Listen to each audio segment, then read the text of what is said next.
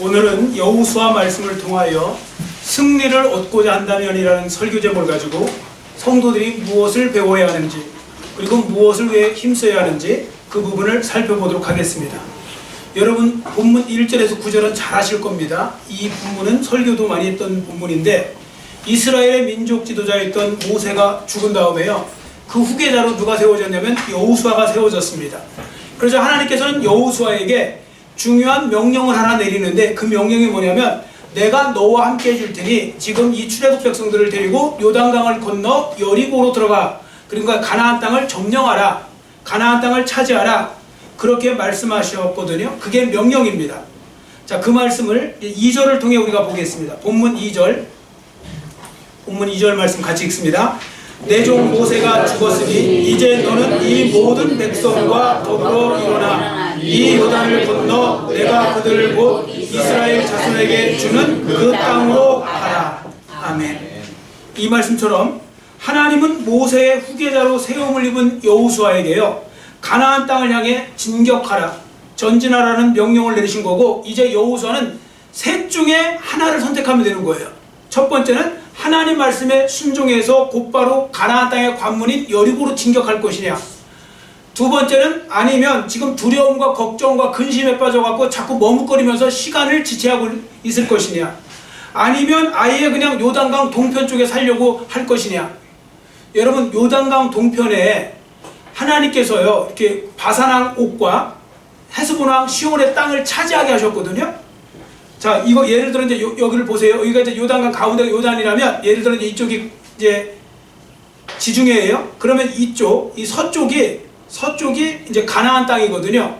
그런데 이미 동쪽 땅을 차지한 게 있어요. 바산왕 옥의 땅, 헤스본왕 시온의 땅을 차지했는데, 여기 땅이 그 르우벤 갓지파, 므낫세 반지파, 요 두 지파 반이 이제 요 땅을 가졌어요.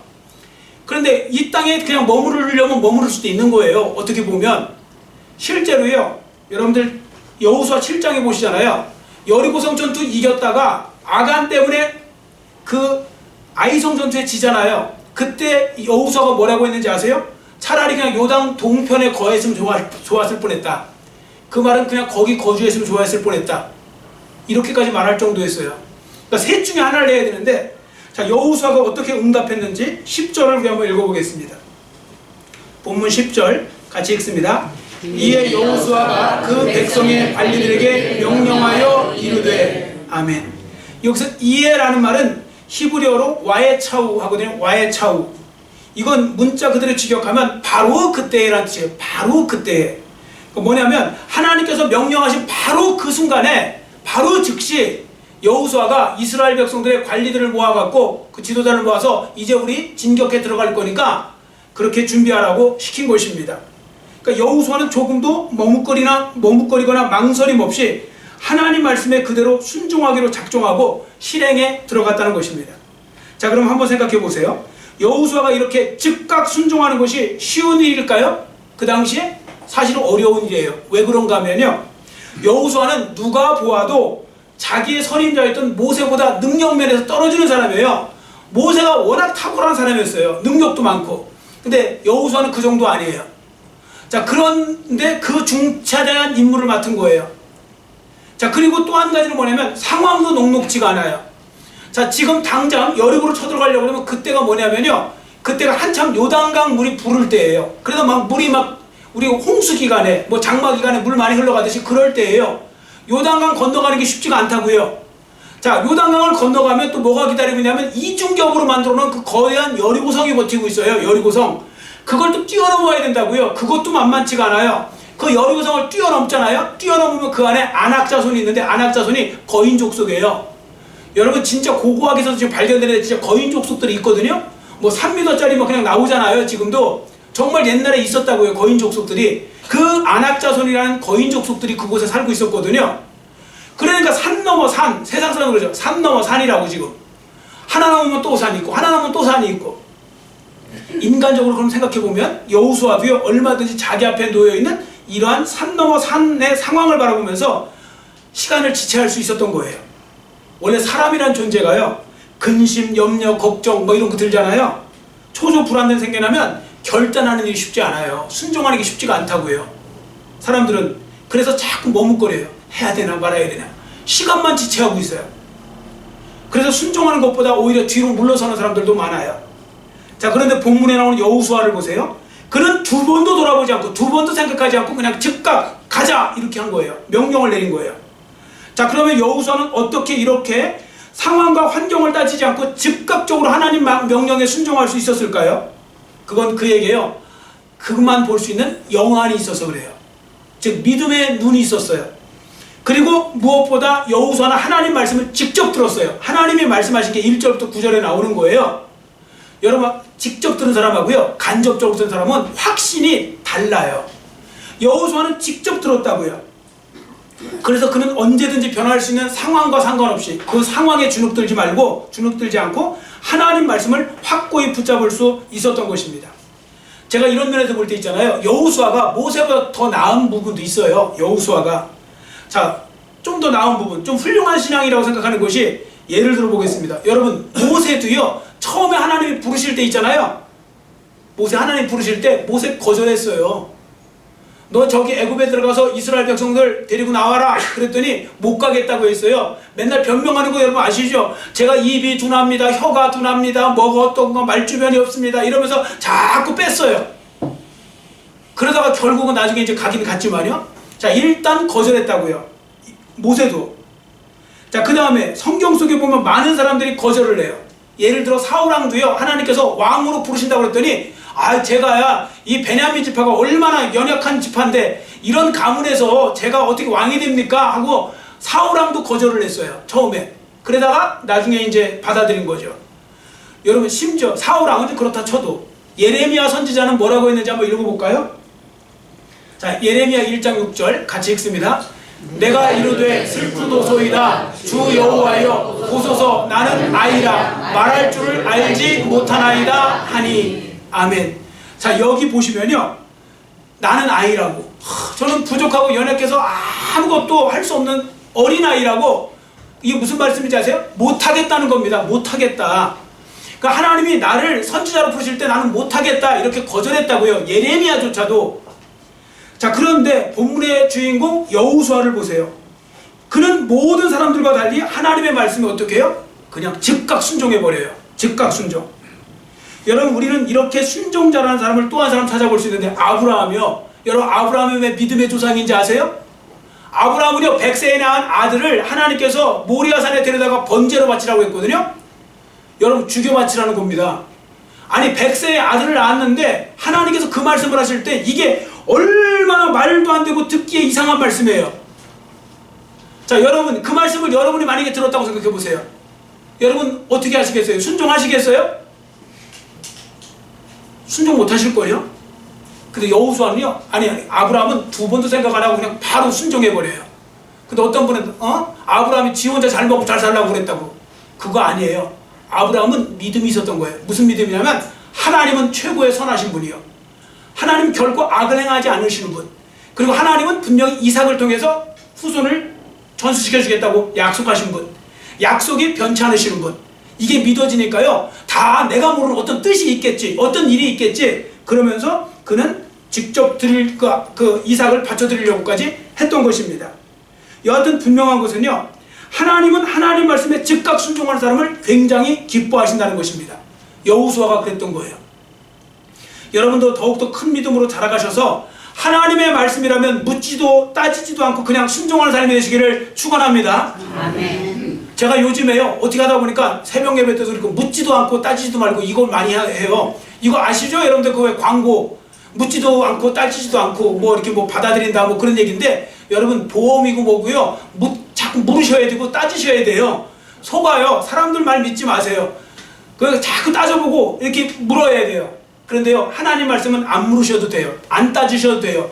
여러분 머리에 이해가 안 간다고 해서 그거 안 받아들이시지 말고 받아들이세요. 그러면 하나님께서 하나님의 역사를 분명히 일으켜 주십니다. 그러니까 그걸 믿고 나가는 게 중요한데, 여호수아가 그랬던 거예요. 묻지도 따지지도 않고 그냥 하나님이 진격해? 오케이. 하나님 앞에 바쳐? 오케이. 이런 식으로 한 거예요. 그걸 하나님이 기뻐하신 거죠. 왜 그런지 아세요? 머뭇거리는 시간은요, 하나님에 대한 나의 믿음이 얼마나 작은가를 보여주는 거예요. 내가 머뭇거리는 건 의심이 들어서 머뭇거리는 거예요. 자, 시편 기자가 어떻게 말했는지 한번 읽어볼까요? 자, 앞에 보시고 시편 119편 60절 같이 읽습니다. 주의 계명들을 지키기에 신속히 하고 지체하지 아니하였나이다. 아멘. 시편 기자가요, 주의 말씀을 딱 들었을 때 지체하지 않고 신속히 했다는 거예요. 즉각 순종했다는 겁니다. 이러한 사람을 하나님이 기뻐하십니다. 자, 그러면 왜 이러한 사람들을 기뻐하시느냐? 이 사람들이 바로 믿음이 진짜 좋은 사람이에요. 여러분, 믿음이 좋다는 건요, 여러분 입에서 믿습니다 소리만 많이 한다고 믿음이 좋은 거 아니에요. 하루 종일 저는 믿습니다 하고 100번 1000번 얘기해도 소용없어요. 믿습니다는 그거보다 더 중요한 건 행함으로 보여주는 거예요. 여러분 믿습니다 할 때 뭐 습에다가 뭐 쌍시옷까지 붙여갖고 믿습니다 해도 안 돼요. 아무 소용도 없어요. 그 아무 소용도 없는 거예요. 행함으로 보여줘야 돼요. 자, 베드로와 안드레가 예수님이 처음 부르실 때 뭐라고 했는지 아세요? 해변가를 걸으시다가, 갈릴리 해변가를 걸으시다가 내가 내 제자가 되리라, 따라와라, 내가 너로 사람을 낳는 어부가 되게 하겠다 그랬을 때 즉각 다 버리고 따랐다고 그랬어요. 이게 바로 하나님이 기뻐하시는 믿음인 거죠. 자, 앞에 보시고 마태복음 4장 20절 같이 읽습니다. 그들이 곧 그물을 버려두고 예수를 따르니라. 아멘. 자, 보십시오. 우리 주님께서 부르시니 두 번도 생각하지 않고 곧바로 예수님을 따랐다고 한 거죠. 자, 이런 사람을 하나님이 기뻐하신다고 했죠. 왜 기뻐하시는지 아세요? 왜 하나님은 하나님 말씀에 묻지도 따지지도 않고 그냥 순종하는 사람을 기뻐하시느냐? 그 이유는 뭐냐면 그만큼 하나님 말씀을 의심 없이 믿는다는 뜻이에요. 자, 인간적인 예로 한번 들어보겠습니다. 여러분 주위에 여러분이 아는 분 중에 진짜 믿는 사람이 있죠. 한 분도 없으면 불행한 거예요. 그분은 어쨌든 인간적으로 진짜 믿어지는 사람이 있죠. 이 사람 말은 그냥 무조건 믿어도 돼. 뭐 이렇게 얘기해요. 소개할 때도 그 사람 말은 무조건 믿어도 돼. 여러분 진짜 믿으면 그 사람이 여러분들한테 뭔가 약간 좀 이상한 얘기를, 조금 뭔가 이상한 요구를 해도 여러분들 그 정도 믿으면 들어줘요, 안 들어줘요? 들어주죠. 그러다 속기도 하고 그러죠. 그래서 사람은 너무 믿으시면 안 된다고요. 그러나 분명한 건 인간의 감정은요, 내가 진짜 믿는 사람들은요, 무슨 말 하면 그게 믿어지고요, 그리고 별 생각 없이 따라가요. 그런데요, 여러분 아는 사람 중에 진짜 사기꾼 같은 사람이 있죠. 이건 100% 사기꾼이야. 이 사람은 말만 하면 다 사기예요. 자, 그 사람이 여러분들 24시간 앉혀놓고 계속 여러분 설득한다고 여러분 넘어가실 분 있으세요? 여기? 한 분도 없을걸요? 단 한 분도?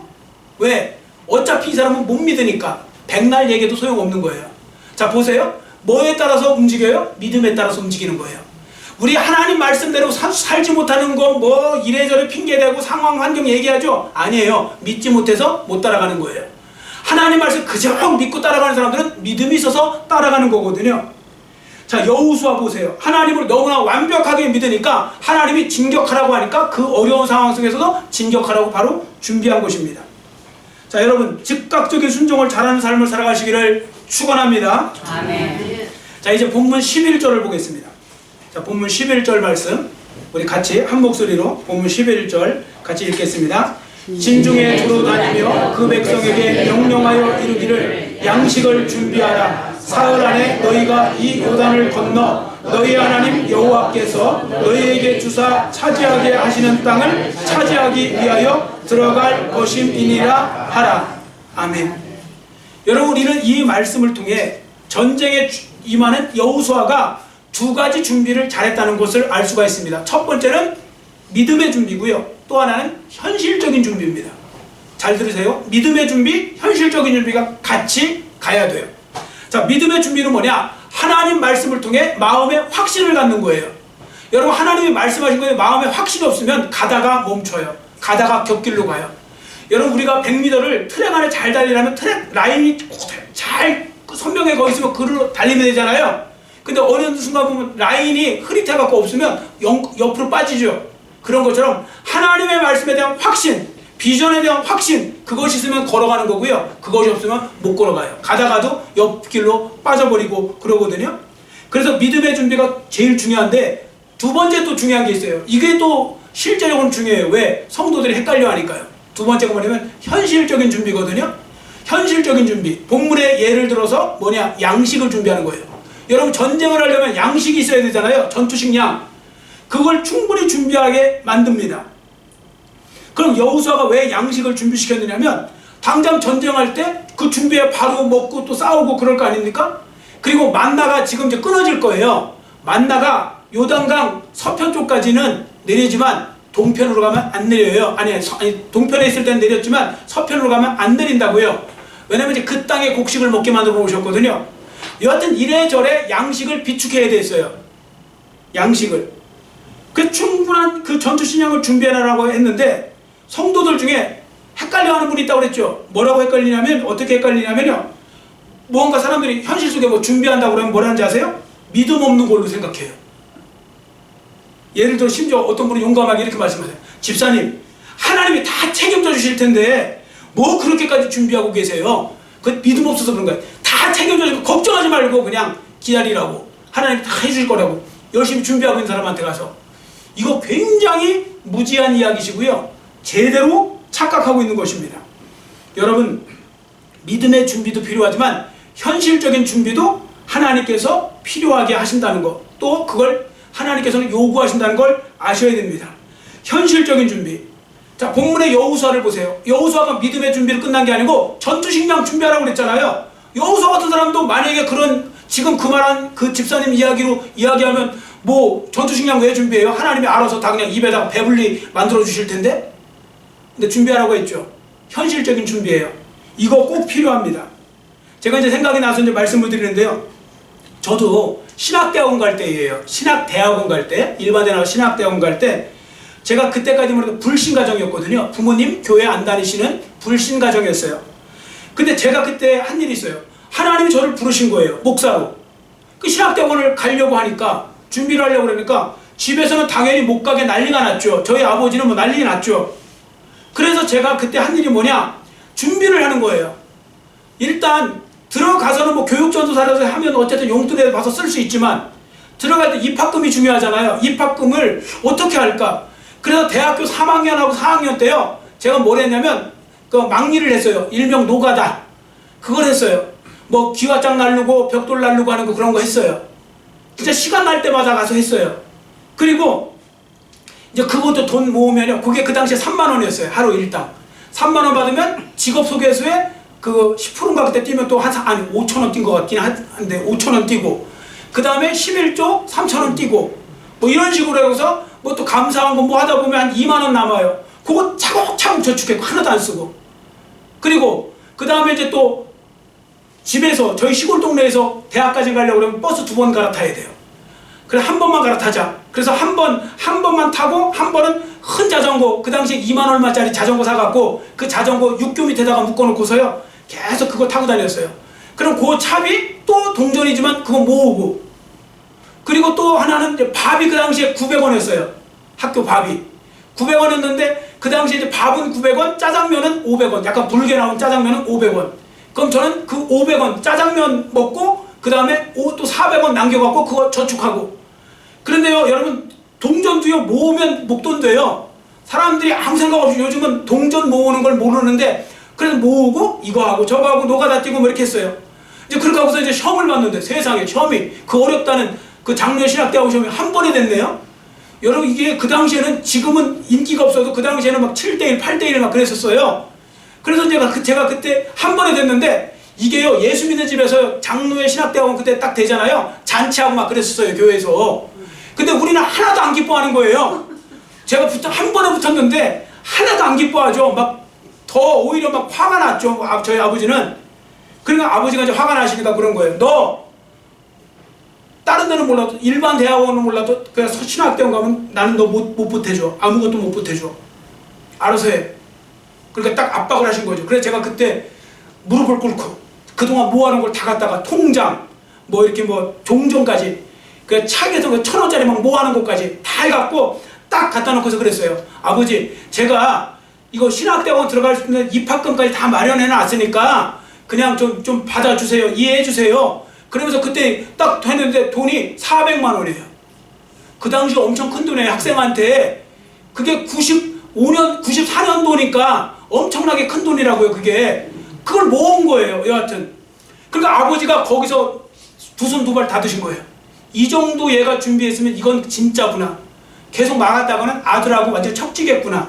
그래서 아버지가 그때 마음을 순식간에 바꾸셔서 감동을 하셔갖고요. 저희 어머니도 그렇지만 그래서 그때 뭐라고 하시냐면 네가 그러면 그 정도면 그냥 가라.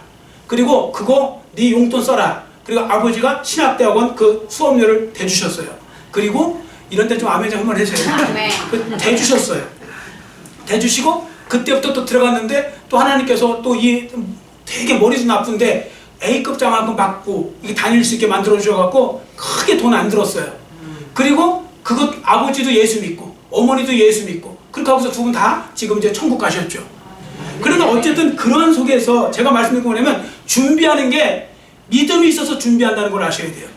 가끔씩 게으른 성도들이 맨날 이상하게 성경을 해석해갖고 하나도 준비 안 하고 알아서 해주시겠지, 알아서 해주시겠지. 하나님을 무슨 도깨비방망이처럼 생각해갖고 그런 식으로 하는데 그건 정말 잘못된 겁니다. 여러분, 하나님이 여러분에게 건강을 주시고 여러분에게 어떤 지위를 주시고 여러분에게 돈 벌 수 있는 기회를 주시고 이건 다 아끼고 다 열심히 노력해서 그걸 준비하라고 주시는 건데 그 시간 다 내버려버리고 대충 살아버리고 그리고서 하나님이 왜 책임 안 져주시냐고요?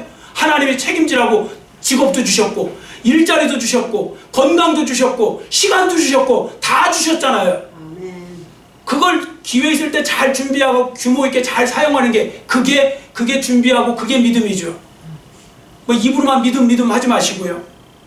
자, 본문에 보세요. 여호수아가 영적 전쟁을 잘 수행하기 위해 그리고 하나님의 길을 잘 걸어가기 위해서 준비하는 인생을 살았잖아요. 그게 준비한 것입니다. 자, 본문에 보시면 양식을 준비하라는 명령을 제일 먼저 내렸는데 그 이유는 전쟁에 가장 필요한 것이 양식이었기 때문에 그런 겁니다.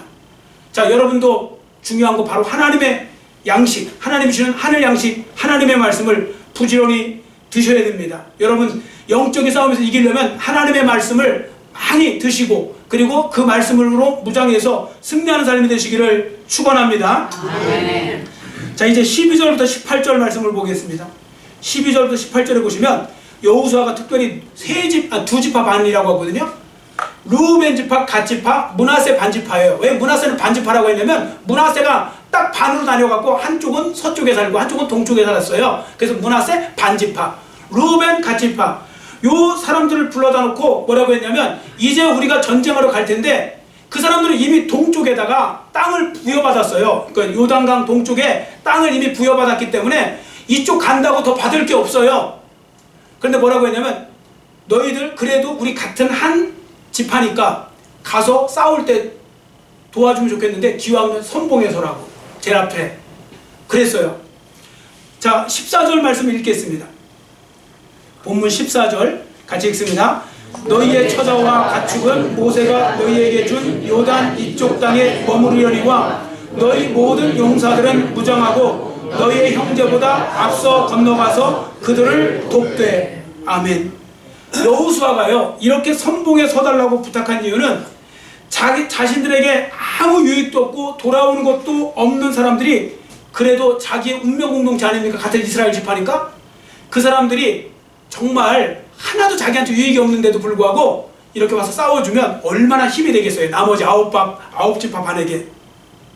그리고 그들에게 큰 힘과 격려가 되고요. 하나의 연대의식으로 충만하게 만들 것이기 때문에 기왕이면 선봉에 가 싸워달라고 했는데 자, 그때 뭐라고 했는지 보세요. 그 본문에 보시면요. 그들은 적극적으로 그렇게 하겠다고 약속을 합니다. 그리고 실제로요. 이 두 지파 반이 끝까지 싸워요. 5년 동안 전쟁했거든요. 이 가나안 정복 전쟁 5년 한 거예요. 5년 동안 가서 계속 앞에서 싸워갖고 결국 이기게 만들어요. 자, 우리는 이 르우벤 지파, 갓 지파, 므낫세 반지파의 일을 통해 이 말을 통해 깨닫게 되는 바가 있는데 뭐냐면요. 여러분 하나님과 약속한 건 무조건 지키세요. 그게 복이에요. 그들은 아무리 힘들고 손해가 된다고 할지라도 무조건 지켜야 한다는 것을 알았고 실제 지켰던 것입니다. 자, 참고로요. 이들이 그 약속을 언제 했냐면 민수기 32장에 나와요. 민수기 32장에 보시면 원래 요단 동편 쪽은요. 하나님 주신 땅이 아니에요. 그쪽은. 서쪽이 가나안 땅인데 동쪽은요. 아닌데 거기를 바산왕 옥과 헤스본왕 시온의 땅을 차지하고 나니 거기가 목초지가 너무 좋아 보이는 거예요. 그래서 르우벤, 갓 지파, 모세를 찾아와서 우리 거기 달라고 먼저 선수치고 달라고 한 거예요. 모세가 처음에 반대하다가 그냥 그래? 그러면 하도 이제 요청을 하니까 그러면 차지해. 거기를 너희들이 가져. 그 대신 전쟁할 때 너희들 끝까지 가서 싸워줘야 돼. 그래서 그러니까 걱정하지 마시라고. 우리 가나안 정복 전쟁할 때 가서 싸울 테니까 걱정하지 마십시오 하고서 약속을 하고 그 약속의 대가로 그 땅을 먼저 받은 거예요. 동편 땅을. 자, 그러면 여러분 간사한 인간적인 입장에서 한번 생각해 보세요. 지금 모세가 있어요, 없어요? 이미 모세 죽었죠? 자, 이 사람들 누구랑 약속했어요? 모세랑 약속한 거예요. 여호수아랑 약속한 것이 아니라. 근데 약속한 당사자가 없어요. 그럼 발뺌할 수 있죠, 얼마든지. 아니 뭐 다 죽었는데 모세도. 누구한테 약속을 지킬 거예요? 모세랑 약속을 했는데. 우리 그런 거 안 했어요 해도 누가 증거할 수가 없잖아요. 모세랑 약속한 거니까요. 그런데 그들은 엄청난 충성 맹세를 합니다. 16절. 우리 16절 말씀 같이 우리 읽겠습니다. 그들이 여호수아에게 대답하여 이르되 당신이 우리에게 명령하신 것은 우리가 다 행할 것이요 당신이 우리를 보내시는 곳에는 우리가 가리이다. 아멘. 이렇게 두 지파 반은 충성을 맹세해요. 안 변하고. 왜 그랬는지 아세요? 우리가 비록 모세와 약속을 한 거지만 그 이면에는 하나님 앞에 약속한 거란 신전의식이 있어서 그래요. 하나님께 약속한 거예요. 여러분 때로는 목사와 저랑 약속을 해도 때로는 하나님 앞에서 약속한 것이 있을 거예요. 하나님께 한 거. 그래서 그들은 하나님과의 약속이기 때문에 무조건 지켜야 된다. 그래서 4만 명의 군사를 진짜 앞세워갖고 모아갖고요 맨날 선봉에 서게 만들어요. 그게 나머지 9지파 반에게 얼마나 큰 힘이 되었을까요? 자, 지금 그런데 많은 성도들의 문제가 뭔지 아세요? 많은 성도들은요 하나님과의 약속에 있어서 잘 안 지켜요. 하나님과의 약속에 있어서 보면요 어떻게 보면 그 화장실 들어갈 때 나올 때 다르다는 말처럼 그렇게 행동할 때가 많은 것 같습니다.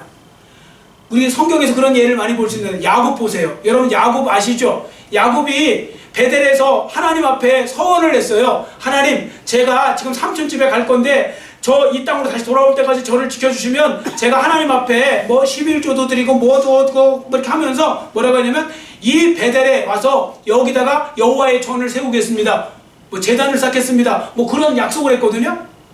그랬더니 하나님께서 정말 약속에 신실하신 하나님이 20년 동안 야곱을 지켜주세요. 그래서 잘 있다가 돌아오게 하세요.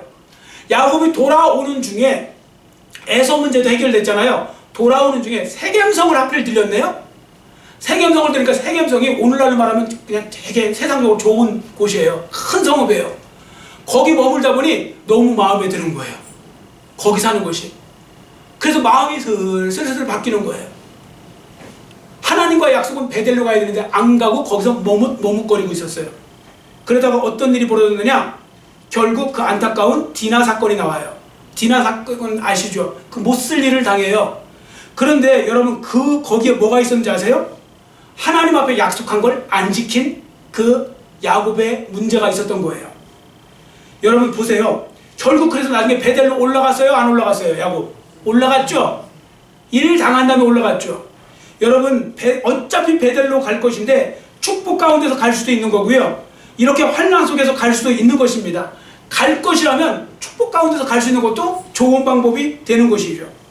자, 이런 면에서요 본문에 기록된 두 지파 반은 칭찬받아 마땅한 사람들입니다. 왜냐하면 지금 자기들 땅 이미 확보해놨잖아요. 사람 마음이 간사하다니까요. 이렇게 확보해놨으면 이제 뒤에 와서 이제 모세도 죽었겠다. 아니 뭐 우리 상관없어요. 우리 당신 아무리 다 싸워도 5년 동안 싸워도 땅 한 평 못 받거든요. 더 이상 이미 확정됐기 때문에 사람이 하면 공짜로 뭔가를 해주려고 그러면 이거 쉽지 않은 거예요. 더군다나 선봉에. 근데 그들은 가서 했어요. 그랬더니 이스라엘이 진짜 가나안 땅을 나중에 다 정복을 한 거예요. 그리고 땅을 이렇게 이제 분배받고 다 그렇게 한 것이죠. 자, 자기 이해관계를 떠나서 끝까지 이스라엘 백성들과 함께 해준 두 지파 반의 헌신이 바로 이스라엘의 승리에 큰 기여를 하게 된 것입니다. 여러분 사실 교회도요 이런 성도들이 얼마나 있느냐 없느냐에 따라서 많은 차이가 생겨나는 것을 볼 수가 있습니다. 언뜻 생각하면요 여러분 목회자만 잘하면 될 것 같죠? 그렇지 않아요. 안타깝지만 목회자가 잘하는 건 제일 우선이고요. 거기에는 성도들도 잘하는 사람이 있어야 돼요. 같이 북과 장단이 맞지 않으면요 한쪽만 하면 결국 둘 다 이렇게 무너지게 되어 있어요. 자, 그런 부분들 속에서 목회자만 열심히 하면 될 것 같은데 어느 교회든지 잘 되는 교회를 보잖아요. 자기 유익보다 교회의 유익을 먼저 생각하고 희생하는 사람이 반드시 그곳에는 있어요. 그런 사람들이 있는 데는 될 수밖에 없고요. 그런 사람들이 없잖아요? 안 돼요. 다 내 일부터 생각하고 내 거부터 생각하고 내 이웃부터 생각하잖아요? 그 될 수가 없어요. 그래서 그게 나타나는 거죠. 지금 세상은 더 힘든 세상에서 우리가 그 도전 받고 있는데, 여러분들 우리가 진짜 기도 많이 해야 되시는 것이, 제가 이제 어제 어떤 통계를 보다가 진짜 깜짝 놀랐어요. 기독교 인구가 지금 많이 줄어갖고 저는 이거 참 심각하다 했는데, 기독교 인구가요 2014년도에서 2024년도에 22%에서 16%까지 줄었더라고요. 기독교 인구가 이렇게 통계로. 근데 그래도 기독교회 안에는 헌신한 사람이 많은 거예요. 제일 많이 줄은데 어딘지 아세요? 불교. 불교는 반으로 줄었어요. 12%에서 6%인가 5%인가 그렇게 줄었고요. 천주교 엄청 많이 줄었어요. 천주교도. 제일 그래도 잘 버티는 데가 기독교예요. 그만큼 안 믿는 사람들의 인구가 너무 늘어나갔고요. 지금 뭐 무신론자 그 숫자가 너무 많은 거예요. 그리고 우리나라가 지금 자꾸 유럽을 따라가고 있대요. 여러분 유럽 가면 기독교인들 별로 없다고 하지만 조사를 하잖아요. 그럼 기독교인이라고 그런대요. 자기가. 교회 안 나가는, 그러니까 유럽의 그 조사를 하면요, 이렇게 앙케이트 조사를 해보면 기독교인이 75% 정도가 나온대요. 지금도. 그런데 재밌는 거 뭔지 아세요? 교회 나갈 자는 5%. 나머지 70%는 교회도 안 나가면서 나는 크리스천입니다 착각하고 살고 있는 거죠. 그 사람들 죽으면 천국 못 가요. 제 장담하건대. 그러니까 어쨌든 그런 식의 지금 그런 시대식에 지금 우리가 살고 있는 거거든요. 그러니까 지금 다 지금 어려운 시대 속에 살고 있는 게 맞아요. 그러나 우리가 그래도 여기서 헌신하고, 그래도 여기서 우리가 낙심하지 말고 전진하고 또 희생하고 뭐 이런 부분이 있잖아요. 그러면 이 상황에서도 분명히 하나님께서는 놀라운 역사를 일으켜 주실 거라고 믿습니다. 아멘. 그러니까 환경과 상황만 말씀드리는 게 아니에요, 제가. 그런데 그걸 인지하고, 왜 제가 이 말씀 드리냐면 어떤 분은 이 자체를 인지도 못하고 옛날에는 잘 됐는데 왜 요즘 안 되냐고. 시대가 그래요. 그러나 그렇게 말하는 분부터 열심히 희생하잖아요. 그러면 잘 될 수밖에 없어요. 저는 오늘날도 얼마든지 기적 일어날 수 있다고 믿고 하나님의 놀라운 역사 일어날 수 있다고 믿거든요. 그러려면 목사도 성도도 같이 헌신하고 희생하고 노력해야 돼요. 그러면 분명히 전진에 들어가서 승리하고 하나님이 차지하라고 하신 그 땅을 차지하고 하나님께 영광 돌리는 그런 인생이 될 줄 믿습니다. 아멘. 여러분 모두 주님 안에서 진짜 승리를 얻고자 한다면 이 말씀대로 순종하셔서 승리하는 그런 인생의 주인공들 모두가 되시기를 간절히 빌고 원합니다. 기도하겠습니다.